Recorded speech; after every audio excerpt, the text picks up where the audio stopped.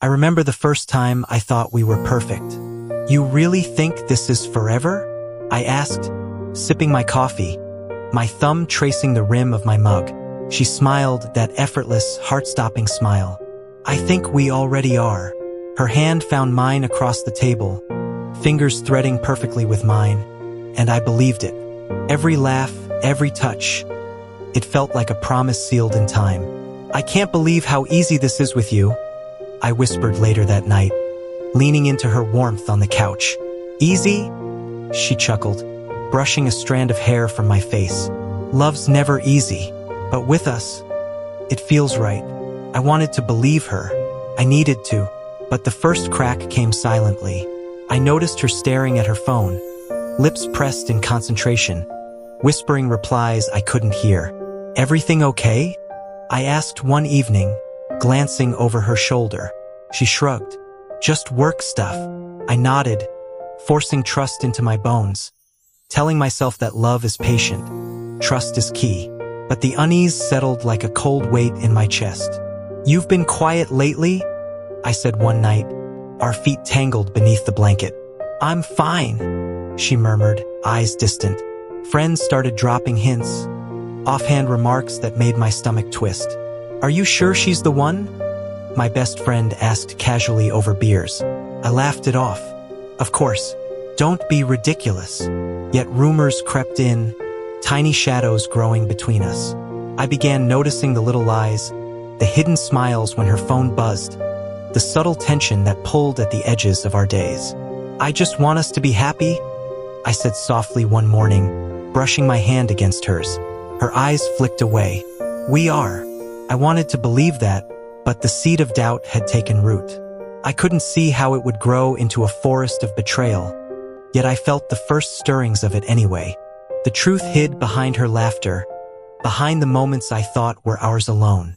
And I held on, clinging to the illusion of perfection, blind to the shadows creeping closer. Because love, I thought, was supposed to conquer all. But sometimes, love just teaches you how to notice the cracks. I found the messages when I wasn't supposed to. Why do I even feel this wrong? I whispered to myself, scrolling through words meant for someone else. Each one was sharp, deliberate, cutting deeper than I ever imagined. My hands shook as I read her name paired with his, laughing at jokes that were supposed to be ours. Why would you? I said aloud, my voice catching. She looked up from the couch, a lazy smirk playing on her lips. Would I what? I dropped my phone onto the table. All of these messages. You, talking to him, like I don't even exist. She rolled her eyes, leaning back casually. Oh, come on. It's just texting. Don't be dramatic. Not just texting. I snapped, heat rising in my chest. Flirting. Plans. Everything. How long? How long what? She said, smirk unwavering. You know exactly what I mean. I shouted, pacing the room. I trusted you. I loved you. And this is nothing to you. She laughed, soft but sharp. You're overreacting. I don't know why you make such a big deal. My stomach dropped. Her indifference was worse than the betrayal. Overreacting? I gave you everything. And you tossed it like it was nothing. Maybe you're too sensitive. She shrugged. Like it was me who had done something wrong. I turned, slammed the door behind me, and ran into the rain. Cold water soaked my hair, but I didn't feel it. Numbness had replaced everything. I kept walking, trying to make sense of it. Every memory, every laugh we shared. Was it all a lie? You're not real, I muttered into the empty streets, rain washing over me. I don't even know who you are. The world felt hollow, my chest aching with a weight I couldn't shake. That night, under the storm, I realized something terrifying. The life I thought I had, the future I imagined, it had all been an illusion. And the person I loved most was the person I had never really known. I stopped in the middle of the street, rain blurring the city lights, and let the truth sink in. I had been living a lie, and now I had nothing left. I pulled myself into silence after that night. It was easier than explaining the storm inside me. You good? My friend Sam asked as we sat at a cafe, steam rising from our untouched cups. Yeah, I lied, forcing a smile. Just tired. He frowned. You've been tired for 2 weeks, man. I shrugged. I'm handling it. But even I didn't believe my words. Every memory she left behind felt poisoned, each laugh echoing like a reminder of everything I didn't see. You don't have to pretend, Sam said gently. I'm not pretending, I insisted, though my voice cracked. He sighed, leaning back. Look, everyone heard the rumors. People talk. I'm just worried about you. The word rumors hit me harder than I expected. Yeah, I know they talk. I could feel eyes around us, subtle glances, pity mixed with curiosity.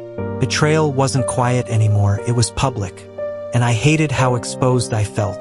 That evening, I walked home alone.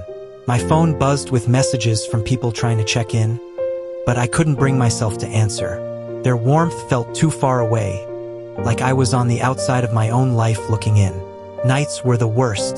I lay awake, memories looping endlessly. Her voice, her laugh, her promises.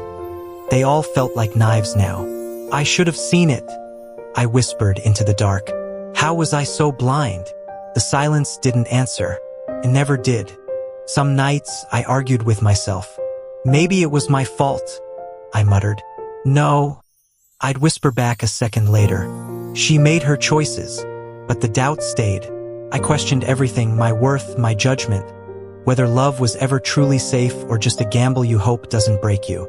One night, I looked at myself in the mirror and barely recognized the eyes staring back. You're not weak, I whispered. You're hurt. And maybe that was the first honest thing I'd said to myself in weeks. Somewhere beneath the pain, hidden under everything she destroyed, a small spark flickered. A soft whisper inside me said, "This isn't the end of you." I didn't know what healing looked like yet. I didn't know how long it would take, but I knew one thing. I couldn't let her betrayal define the rest of my life. Not anymore. Anger came quietly at first, a flicker, but it grew fast, sharp, relentless, impossible to ignore. I don't even know why I care, I muttered one morning, staring at her name on my phone. Maybe because you do, Sam said, sitting across from me, coffee in hand. I shouldn't, I snapped, slamming my mug down. She doesn't deserve my thoughts. But the truth was, I couldn't stop thinking about her, about everything she stole from me. And somewhere inside, I realized I wanted more than closure. I wanted her to feel even a fraction of the loss she'd caused. Started small, ignoring calls, letting texts linger unread, watching her from a distance, seeing the cracks she tried so hard to hide. She called again, Sam said one evening, concern etched in his face. Let her, I replied, voice steady. She's not going to get the satisfaction. Every subtle act became its own therapy. I thrived in spaces she couldn't touch, going to the gallery she'd scoffed at, laughing louder in the cafes she used to haunt. I could feel the shift, a quiet thrill, like I was reclaiming pieces of myself one stolen moment at a time. You're smiling, Sam observed after a night out. It suits you, but it feels different. I let a grin slip. I'm learning. There's power in not letting someone else control you. Revenge wasn't simple. It wasn't about shouting or confrontation or making a scene. It was a storm I had to navigate carefully, subtle, precise, almost invisible. Every observation, every whispered insult that reached her ears, every small victory she didn't notice fueled me. Yet there were moments I feared losing myself. Am I becoming her? I asked myself one night, standing outside the restaurant we'd once loved. No, I whispered back, watching her through the rain-streaked window. You're just surviving and thriving without being consumed. That was the real challenge, to walk the tightrope between anger and self-destruction, between justice and obsession. I let the storm grow inside me, but I kept my hands steady, my mind clear. Each encounter, each secret glance, each quiet observation was a spark, a reminder that I wasn't broken. I realized then, with a shiver of both fear and exhilaration, the game had only just begun. and I intended to win. I started with small steps. "Hey, you've changed," my coworker remarked one morning, handing me a coffee. "I've been paying attention to myself," I said, shrugging, but I felt the weight of those words. They weren't just polite, they were true. I built new routines, new friends, spaces she could no longer touch. Gym mornings, late-night writing, painting classes I'd always ignored. Each hour, each choice was mine. "You look different," Sam said one night over beers. "Not just your clothes. You carry yourself differently." I smiled, feeling the spark inside me grow. I realized I was letting her define me for too long. No more. People noticed. Whispers followed me, quiet compliments disguised as casual chatter. "She's really glowing," someone said once, and I didn't hide the satisfaction that surged through me. Meanwhile, she began to crumble under her own arrogance, blind to the fact that I wasn't waiting for her approval anymore. "I heard she asked about you," Sam said, shaking his head. "Let her," I said lightly, leaning back. "Doesn't matter. I'm not hers to notice." Walking with pride became instinct.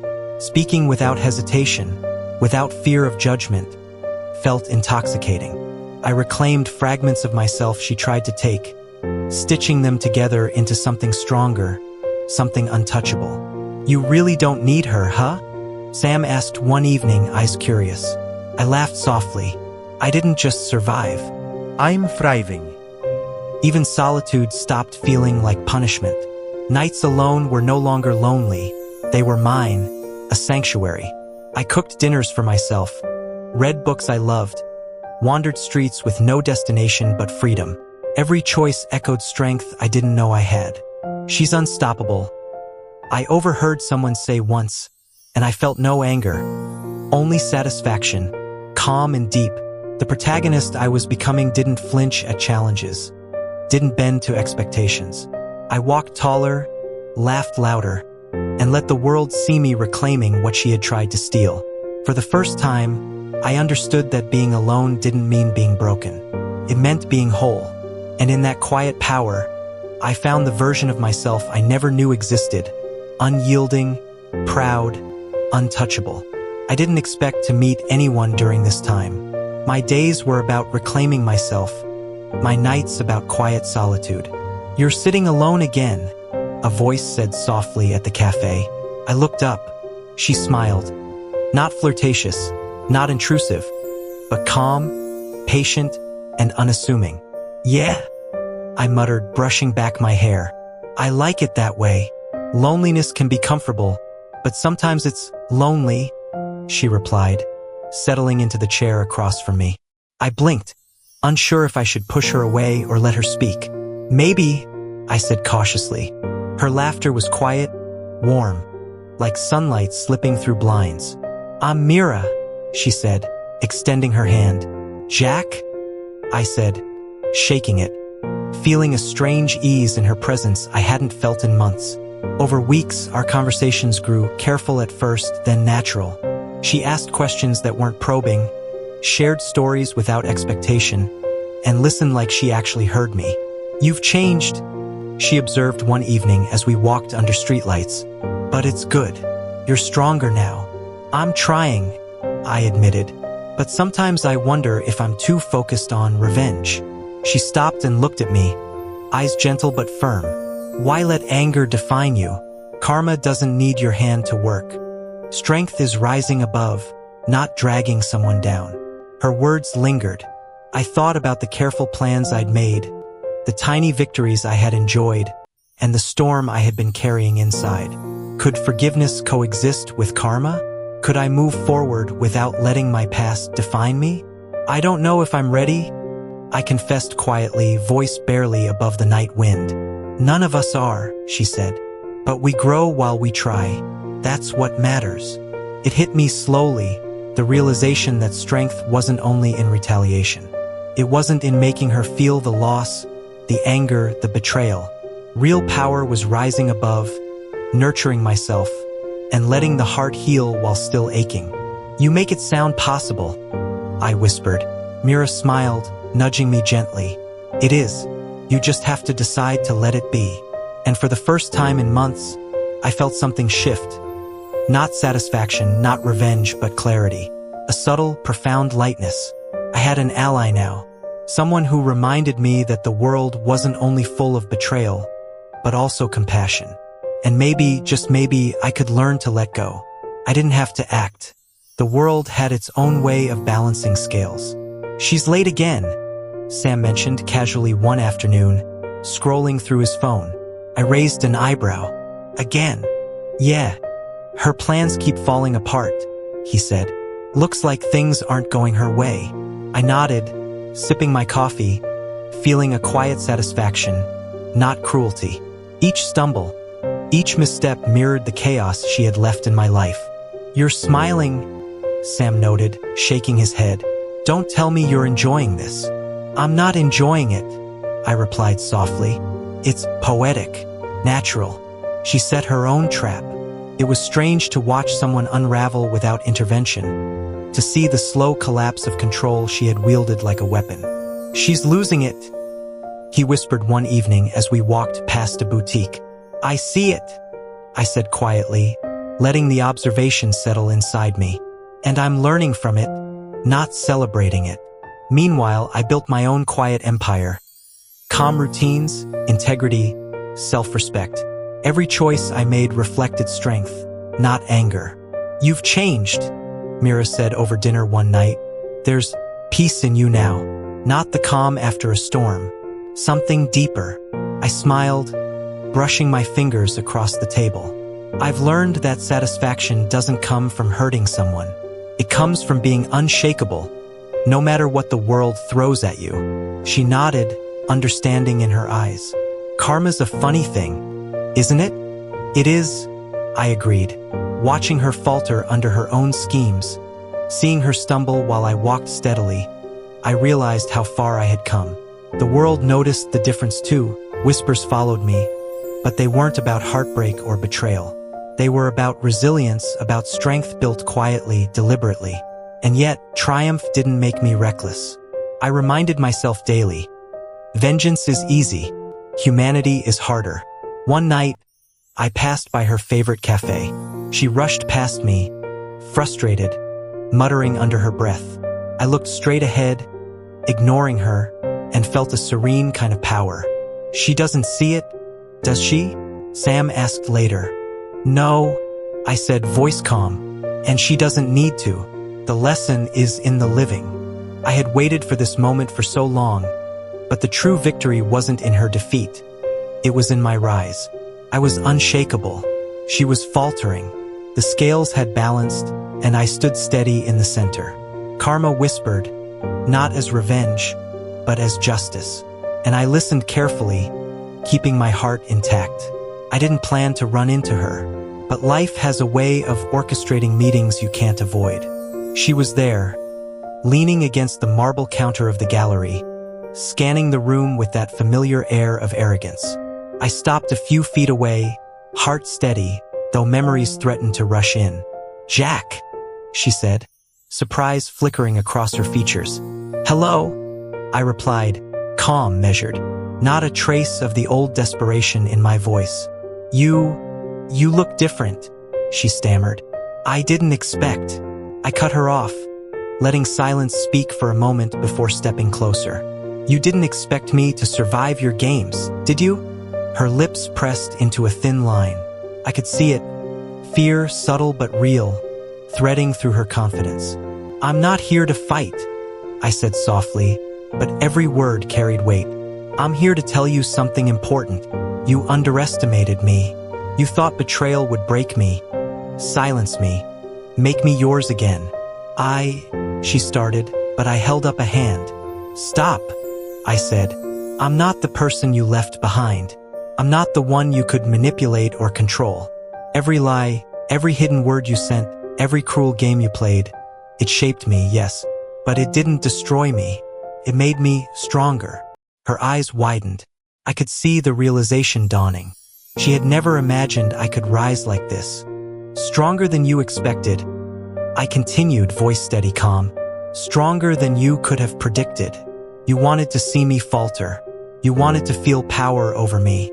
but I took it and turned it into my own. Every move you made, every attempt to diminish me, only carved the path for who I am now. She opened her mouth, searching for words, but none came. I'm free, I said finally, a quiet power radiating in each syllable. Free from your expectations, your lies, your control. And for the first time, I am fully, unapologetically me. I watched her shrink under the weight of truth, her arrogance cracking like fragile glass. You've changed, she whispered, voice trembling. I have, I said, stepping past her. And that's the difference. I'm not yours to touch anymore. Walking away, I felt it, a rush of catharsis, pure and intoxicating. I wasn't broken. I wasn't lost. I was free, and nothing she could say or do would ever change that. The dust finally settled. The storm of anger, betrayal, and heartbreak had passed, leaving only clarity. I sat at the edge of the park bench, the early morning sun painting gold across the city, and exhaled. You look different, Sam said, appearing beside me, coffee in hand. Not just in the way you walk or smile, something else. I took a sip, letting the warmth ground me. I've learned something important, I said softly. It's not about revenge. It's about reclaiming yourself. You've really done it, huh? He asked, nodding. You've risen above everything. I smiled faintly, thinking of every sleepless night, every plan of retaliation, every step I had taken to rebuild myself. I think I have. And you know what? I don't even need to think about her anymore. Indifference. Sam teased. Call it what you want, I said. Forgiveness, maybe, or just the realization that I'm stronger without her approval. My life isn't hers to affect anymore. The city hummed around us. Children laughed, dogs barked, and somewhere a musician played a familiar tune. It all felt vibrant and alive, untouched by the shadows she had tried to cast. Do you ever regret? Sam asked quietly. I thought of the messages, the lies, the nights drenched in rain. No, I said finally, not even for a second. Everything I went through brought me here. Every betrayal, every heartbreak, every small victory. They shaped me into someone unrecognizable to her expectations. She underestimated you, he said, and I underestimated myself. I admitted, smiling. But now I know my worth. I've built something stronger than vengeance. Strength, resilience, self-respect. I watched the sun climb higher, warming my face. There was no rush, no need to prove anything. The lessons were mine. The freedom was mine. You look peaceful, Mira said, approaching from the path. Her presence was gentle, comforting. A reminder that not every relationship was a battlefield. I am, I replied, peaceful and finally free. Free from anger, free from expectation, free from the past. She smiled, understanding without judgment. You've really grown. I have, I said, feeling it in my bones. Stronger, wiser, unstoppable. Betrayal didn't destroy me. It liberated me. For the first time in months, I felt the world settle comfortably around me. The weight of the past no longer dragged me down. Instead, it lifted me, giving me wings I hadn't known I had. I stood, letting the breeze brush past me. The city stretched endlessly before me, full of possibilities. And I knew, without doubt, that my life was fully mine. Nothing, no one, could touch the strength I had earned. Quietly, profoundly, I smiled. I had survived. I had risen, and I was unstoppable.